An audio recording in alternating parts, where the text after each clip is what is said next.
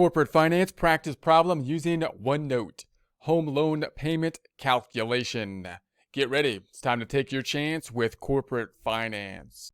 Here we are in OneNote. If you have access to OneNote and would like to follow along, you're not required to, but if would like to, we're in the tab on the left-hand side. We're in the practice problems down here in the 954 home loan payment calculation tab. Also note that when using OneNote, you might want to take a look at the immersive reader. Many of the presentation files up top also have a text file with the same number for it. Text files generally having a transcript. Transcripts that can be translated into multiple different languages and either heard and or listened to in multiple different languages, thereby being a good complement to the practice problems up top. Closing this back out, we're going to have our information up top. We're going to be doing our calculation then on down below. This is going to be one that's probably more familiar to many people, or one that people have thought about more often, and that's going to be related to a home loan type of calculation. So the difficulty with a home loan kind of calculation when you're thinking about a loan type of calculation is, one, it's a long calculation. If you're talking about a 30-year loan and it's a monthly payment, when you look at the table for it, if I was to map out the table, it can be quite long, even though the basic payment calculation can be fairly short. And then two, that means that book problems oftentimes might simplify the problem for something like a test question or something like that. And then the other thing is that there's often more information that you want than just simply the calculation of the home loan payment amount. The payment amount will help you to budget, but you also want to know things like the interest, and not only the interest for one payment, but for an entire year, and the difference between the interest in 1 year and another year, because those have pretty significant tax impacts on it. So we'll do this in a couple different ways. We'll do the home loan calculation up top here with our basically calculations for the present value type of calculation to get the payment information. We'll do it in a simplified method, and then we'll go into the more complex method where we will look at the full 30 years with a payment that would be monthly payments as opposed to yearly payments. And we'll then actually map out the whole thing both in terms of a running balance calculation as well as amortization table. Because the amortization table, although it's outside of really our scope of what we're focusing in on here, is probably the thing that you want in order to make, decisions on, because it'll give you that interest calculation. So let's start off with the simplified version. So we're going to kind of take the book problem version to focus in on a present value type of calculation. We'll talk about the simplifications as we go, and then we'll get more complex down below. So we got the home loan payment calculation. We're looking for the payment. We're borrowing $100,000. The rate's going to be, we're assuming 7%, and then the years are going to be 30 years. Now, our first simplification is that we're going to say, even though the payments are usually monthly, we're going to assume that they're yearly here, and that'll give us an approximation of the calculation here, and it'll make it a little bit easier when we map out the 30 periods. And then that's what we'll expand on in the second half of the calculation. So we could do this first with our present value type of calculation for the annuity. That's what we're focusing in on. This is one of those situations where we know the end result. That's going to be the 100,000. In order to find the payment, we have to say 100,000 equals then the unknown, the P is the unknown, times 1 minus 1 plus R 7%, to the negative N. N is going to be the 30 for the 30 periods divided by R, which is 7%. Note, when we get to the second half of the problem, and when you're thinking about the payments that are going to be done monthly, we have to then consider the fact that R is actually going to be the rate for per period, per month. So if given the 7%, we'd have to divide it by 12. The number of periods then would be the 30 times the number of months in a year, 12, which would be 360 payments, which is quite long, and that's why, and we'll look at that next time. So if we plug this in, we would you solve for it algebraically in that format, solving for P then. I won't do it algebraically. We're going to take this concept and then put it into a table, putting the algebraic equation into a table, not reforming it so that it will solve for P, but rather keeping it in its original state, and then thinking about a trial and error method to solve for the unknown. That then is a concept that we will use when we go to the functions in Excel. Also noting that Excel does have a function for the payments as well, but I just want to focus in on the present value functions because that's where our focus is. and how you can basically use the Excel functions in that way as well. So let's first do this with a table. I'm going to break this calculation out into our table up top. The first component, P, is the unknown. We don't know that. We're going to imagine this is actually the answer, but you can imagine putting some unknown here, like $1,000, just as a placeholder. I'm making it yellow to note that that is the unknown. Then the numerator, I'm going to put 1, and then break out the second half of the numerator inside, which is going to be 1 plus r to the negative n. That's 1 plus r, which is 7%, to the, and that's adding those up would be 107 to the negative n, 30, would give us our calculation down below. If you did this in a calculator, you would need a calculator that can handle that calculation. So in Word, I'd go to the scientific calculator, and I'd say we want 1 plus the 7%, 0.07. Hold on, that's not right. That's not right. It would be 1 plus 0.07, and then we take that to the caret, which would be this item, x to the y. There's the caret, 30, and then I got to make that a negative by hitting the little negative down here, and that's how you can plug that into a calculator. That's going to give you the 1,313,671, and so on. Then I'm going to subtract 1 minus that, so this is the reverse order, but same result, except it has a negative in front of it, 0.86863, and so on. That's the numerator divided by the denominator, which is 7%, divided by 0.077%. That gives us our 12.40, and so on. And then we can multiply these two components out. And if this item up top was 1,000, then we would not come to the proper end result answer of the 100,000. We know the end result. Once we have our mathematical equation set up here, we can then adjust our payment option until we get to the proper end result number. If we did that mathematically, it would be a very tedious task to do, but in Excel, quite easy task. I'm going to convert this back to the standard calculator. And so that's going to be our premise here. So the answer then, if we did that, if we used goal seek in Excel to do that, we'd get to the 8,058.64. So you can use the algebra to do it, solving for P. You can use a trial and error kind of method with a mathematical equation. Then you can use the same concept to go down here. And if you know the present value formula of an annuity, you can use that same goal seek type of function. Your options are to use that same goal seek function to find this, or look for another function that Excel has, which they do have, is a payment function. Obviously, if you do this a lot, you'd be working a lot with the payment function here. But if you don't know whatever other function is there, and you know everything except the unknown of one function, then you could use that function and use the goal seek feature. So let's practice that first, because our concentration is on the annuity. So if I knew the annuity function, it would be present value of the rate, which would be 7%. Remember, we're simplifying it. That's a yearly percent because we're saying it's a year per year, comma, number of periods is going to be 30. Once again, simplified because we're assuming 30 yearly as opposed to monthly, comma, then the payment is the unknown, which we would have to populate in some other cell because that's what we do not know, starting off with a payment like 1,000 or something like that, letting it then calculate, it then providing us with an answer which would be different than what we want it to be, which would be the 100,000. Then we can ask Excel, hey, Excel, could you use goal seek to then change the result to what we need it to be, 100,000, by adjusting the factor that needs to be adjusted, and that's going to be the payment amount that we put in this separate cell. It could then find the answer in that way. You can also look for another function. You can't change this function algebraically, but I could look for this function and say, hey, does Excel have another function for payment?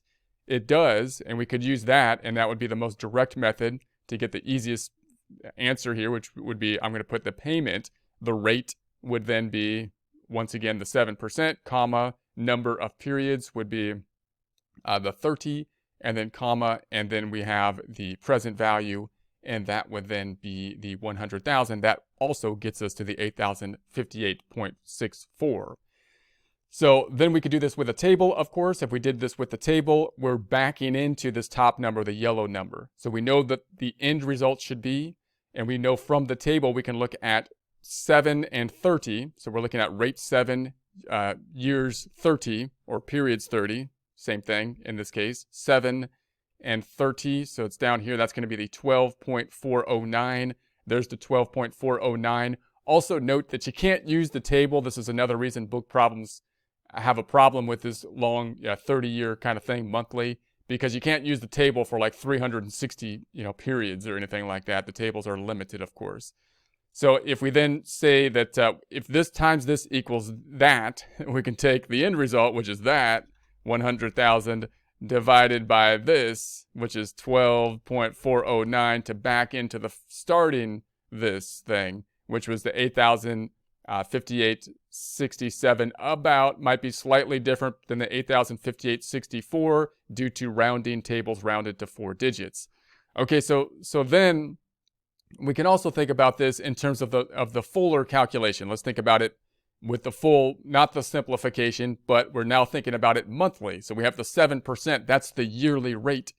But if we're given the yearly rate, remember, every time you're given a yearly rate, normally you will be given a yearly rate in practice. They'll say 7%, if that's the rate, that's the yearly rate, but you're paying monthly. So when you do the calculation, you got to divide that by 12. Note that normally people do not give you the monthly rate, because if I took the monthly rate, 0.07 divided by 12, it's quite small. So it's hard to talk about the monthly rate. But if you use Excel or something like that, this long decimal number, not difficult to deal with. So just remember that that's kind of the convention to give the yearly rate, and then you got to break it down to monthly when applicable. And then the years, they're going to give a 30-year loan, but it's paid monthly. So once again, 30 years times paying monthly would be 12. That's 360 payments that we're talking about, 360 payments. Now let's do the same kind of method. We could do it once again mathematically. We could do it once again with the present value of an annuity, and we could do it with the payment calculations. So mathematically, I won't do the algebra, but we could just plug it in. I'll just tell you what to plug in, and then you could solve for P. End result would be 100,000 equals P, that's the unknown, times 1 minus 1 plus R. This is the tricky part. R, not 7% now. It's 7% divided by 12, which again makes the mathematical component by hand tricky, because 0.07 divided by 12 is a funny number to work with when you're trying to solve this mathematically. It's not an easy number to work with. You have to round it and whatnot.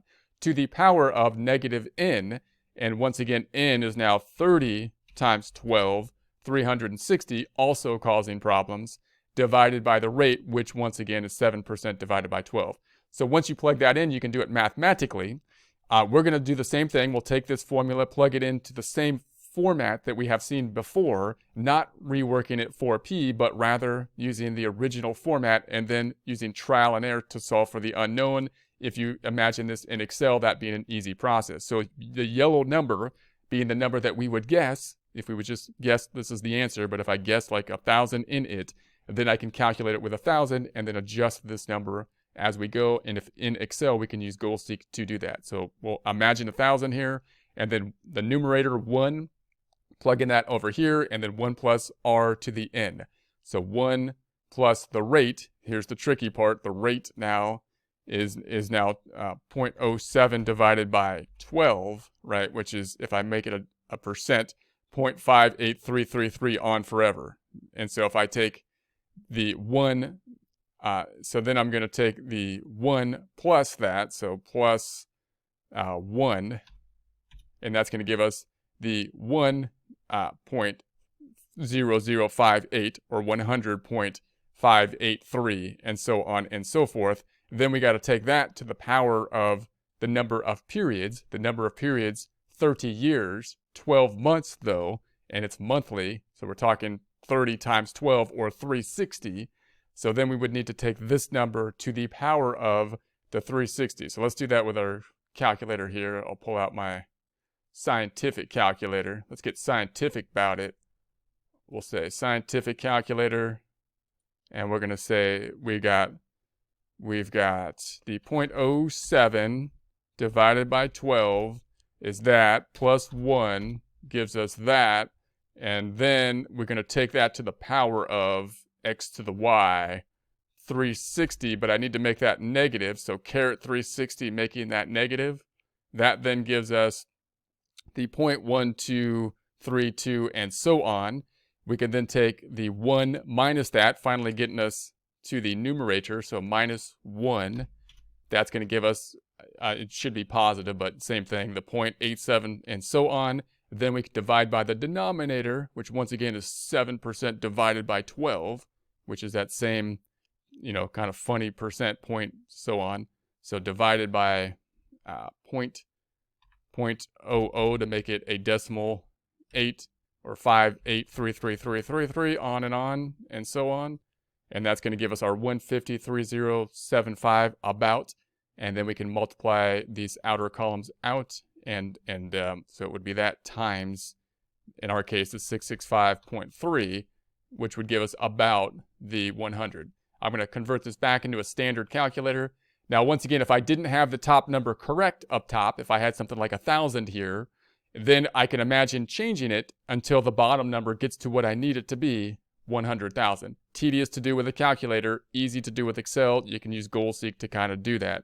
So those are your two methods to do that. Then we can use that concept to use the functions within Excel down here. So we could use the annuity function, same kind of thing, or we can find the function that would solve for the thing that we need, which is the payment calculation, which if you work with this a lot, that would be the calculation that you would go to. It's the most direct calculation within Excel. But you'd still want like a running balance, I would argue, and an annuity table, which we will take a look at. So if you use the present value of an annuity, you could use this same concept. I could take the present value of the rate. Notice what this is. The rate is going to be 7% divided by 12. I got to divide it by 12. That's tricky in Excel, comma. And then the number of periods is got to be 30, but I'm taking that 30, which is that cell, times 12, because I gotta make that 360. Also note that this rate, we don't have to deal with the fact that it's really small. This rate is 0.07 divided by 12. That's difficult to us to deal with mathematically for a human, but we don't even see it here. Excel just does it. Excel's okay with that small rate. So that's why Excel's useful to use in this. And then we say comma, and then we're going to have the payment, which we don't know, which once again, we can put in a separate cell down here, guessing whatever it should be, just making a number to fill the space, and then use GoalSeek to say, Excel, make the end result 100,000 by changing the payment to whatever it should be. That's one way you can do it. The other way you could do it is say, hey, look, this function, I can't change it algebraically, but I'm looking for a function which is a payment function as opposed to the present value function. And we could find a function like that in Excel too. So the payment function then, this would be the most direct way to do it in Excel, would be the rate. The rate up top, 7%, once again divided by 12 to get the monthly rate, comma, number of periods then, we're saying is going to be 30 times 12 to get the 360. And then we have the present, then we have the present value, which is going to be the 100,000. And that would give us that 665.3. Now, this kind of calculation, you see a bunch of things like on the internet, or if you're looking at loans and this, they'll do this free calculation for you, this calculation.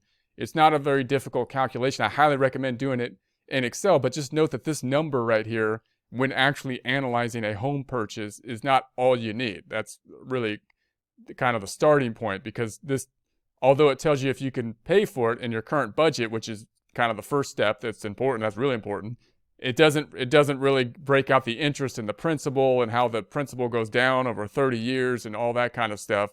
So for that, you need like an annuity table. So let's make an annuity table. This is a bit outside the scope of, present value calculations, but since we're doing this loan, in practice, what you'd probably want to do is get to this payment and then use that payment to make your annuity table. So now that I know what the payments are on the loan, I can then start with the balance of the loan and then record each payment down all the way down to 360 payments. Very difficult to do by hand, really easy to do with Excel, so it's worth doing. This gives you way more information because it gives you the payments as well as the payments that you would be getting per year, and it'll give you the interest per year and show you how the interest and the payment breakout between interest and principal will change as the balance changes. You'll see the payment stays the same here, but the amount of interest that you're paying is actually going down, even though the payment is the same, and the loan balance decrease is going up as you go through this process. So let's just see how you'd make this annuity table. So it would look something like this. We're starting with the loan balance now at the 100,000. The payments are all the same. We came to them up here. It's rounded to remove the pennies, and then we'd have the interest that would be calculated and then we've got the loan decrease. So in other words, if this first payment was $665, we've already determined that, not with this table, we determined that up top. Now we're going to create this table with that payment. Once we get to the end of the table, which we know is 360 payments, this balance, if done properly, should be 0, and that's kind of like our double check. So let's take this 100,000. We'll take the 100,000 times the interest, which was 0.07, and that would be the interest for a year. But this is monthly now, so I can take that and divide it by 12, and we get that 583 about. Also note that you could calculate that, as we saw before, with the 0.07 interest rate divided by 12. That would give you the monthly rate times the 100,000. So if I was to do the calculation this way manually, it's easier for me to do the first calculation this way: 100,000 times the yearly rate, 0.07, and then divide that by 12. That would be the interest per year divided by 12. If I was using Excel, when we use the Excel formulas, they often take the monthly rate, which would be 0.07 divided by 12, that very small number, and then multiply it times the 100,000. And so you'd have that. So then if this was the amount of payment that you had, the 665 minus the interest portion of it, basically the amount of rent of the money, 583, that means the loan's going to go down by about $82. So that means of that 665, the loan's only going to go down 100,000 minus 82, or about 999.18. And then you can continue this process. The payment is the same. The interest is now that new balance, this balance here, times 0.07. That would be interest for a year divided by 12. We get the about 583 again, minus the payment, which is 665. The reduction in the principal is the 82. If I take the prior balance minus that 82, which I'm going to say minus 8999.18, we get the 99835.8, and so on. If we did it one more time, we're going to do it one more time. We take that number times the 0.07 yearly rate divided by 12. That's going to give us 582, slightly different. You note the interest is slightly going down. If I take that minus the payment, which is the same, 665, we get about the 83 about. And then if I take that, that's what's going to be decrease in the loan balance. So I'll say balance of the loan, 99836, and that gives us about the 99753. So this calculation note, it shows you how little at the beginning, which is kind of depressing, your loan is actually going down by, because you're paying almost all interest because it's a really long loan, 30-year loan. And as time goes, then the interest portion goes down and the principal portion goes up. The funny thing is, the tricky thing is that this interest portion is the amount that you get possibly to deduct on your taxes, possibly depending if you itemize and whatnot. So then you got to take into consideration the yearly amount of interest that you expect to pay, what's going to be the tax impact on that, and that kind of thing. Noting also that the amount of interest you pay yearly will go down. So the first year you'll pay the same amount because you're paying 12 payments that are the same, but you'll get a bigger deduction in the first year because almost everything you paid was interest. Whereas as time goes by, even though you're paying the same amount, the amount that you're getting as a deduction will actually go down, because now, even though you're paying the same amount, more of it's being applied to the principal of the loan. So it gets kind of complex to then think about what are the tax consequences and whatnot.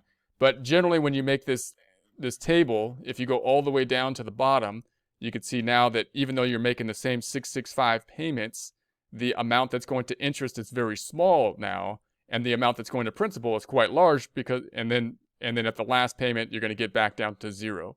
So once again, very long thing to put together, hard to kind of look at, but really pretty easy to put together in Excel, and it helps you to kind of break down the data to a lot more than just simply the payment, the loan payment, the 665. So in practice, I would recommend, if you're looking at this, working with Excel and finding the payment amount with this format in practice.